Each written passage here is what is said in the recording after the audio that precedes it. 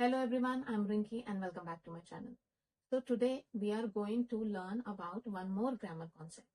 तो वो grammar concept क्या है जो मैं आज बताने वाली हूँ वो है have, has and had. जैसे कि मैंने आपको पहले भी बताया, हम उसमें बहुत ज्यादा डीप ग्रामेटिकल सेशन नहीं सीखने वाले हैं. मैं इसमें आपको बेसिक डिफरेंस बताने वाली हूँ. बेसिक डिफरेंस ताकि जब आप सेंटेंस बनाएं तो आप डायरेक्टली उसे यूज कर सके. बहुत ही ज्यादा ग्रामेटिकल कॉन्सेप्ट में नहीं जाएं कि ये कब यूज होता है, किस चीज के साथ क्या यूज होता है, बट मैं आपको जनरल बेसिक डिफरेंस बताऊंगी जिससे आप सेंटेंस बनाने में आपको बहुत ज्यादा हेल्प होगी. तो बेसिक डिफरेंस मेनली जो हमें याद रखना होता है उसके लिए वो है ये. तो basically have, has, had. Have, has, had जो है, इन तीनों में हम बताने की सेम चीज की कोशिश कर रहे होते हैं, सेम चीज हम बता रहे होते हैं. जैसे कि अगर सपोज मुझे ऐसा बोलना है कि मेरे पास पेन है, आई हैव अ पेन. उसके पास पेन है, शी हैज अ पेन. उनके पास पेन है, दे हैव अ पेन. उस तरीके से बेसिकली मैं हर जगह हैव, मेरे पास है, मैं कुछ चीजें मेरे पास है जिसके बारे में मैं बात कर रही हूँ, उस चीज को हम हैव या हैज करके, हैव या हैज यूज करके बताते हैं. और सेम चीज हैड में क्या होता है वो भी मैं डिटेल में बताऊंगी, पर पहले हैव एंड हैज में डिफरेंस देखते हैं.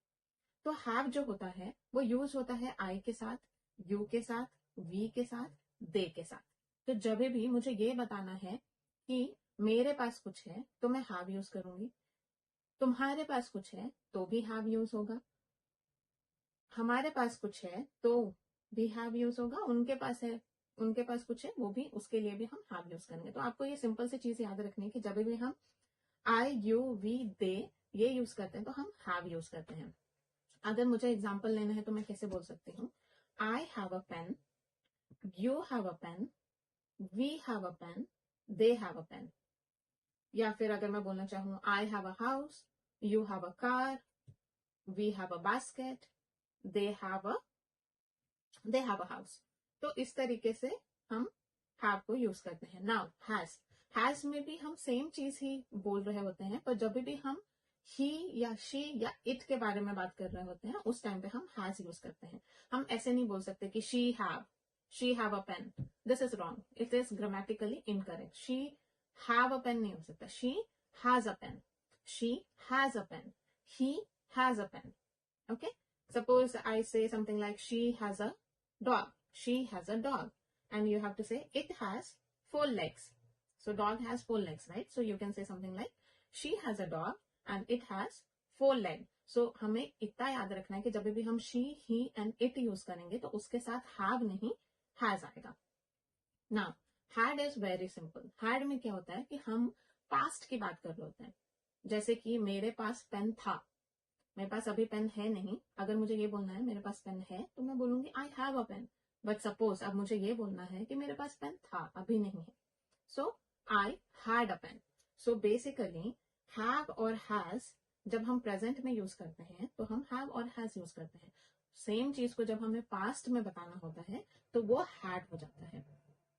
तो हम इन सब के साथ प्लस इन तीनों के साथ हैड ही यूज करेंगे.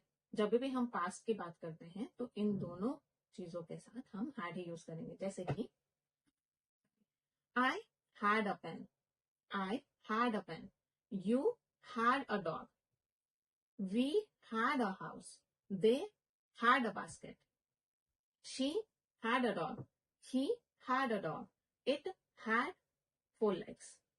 सो जब भी पास्ट की बात होती है तो हर टाइम सीधा आपको कुछ चेंजेस नहीं करना है, सीधा हैव और हैज की जगह हैड लग जाएगा.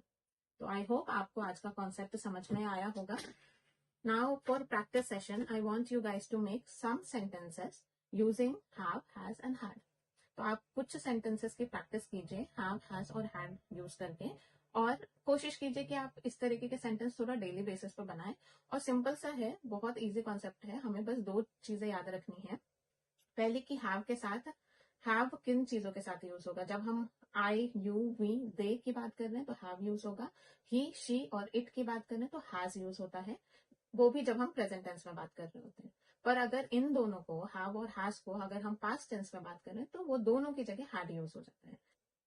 बहुत इजी कॉन्सेप्ट है. अगर आप इसको डेली प्रैक्टिस करते हैं तो आपके लिए ये बहुत इजी हो जाएगा और बहुत जल्दी इस कॉन्सेप्ट को सीख पाएंगे और इंग्लिश बोलना सीख पाएंगे.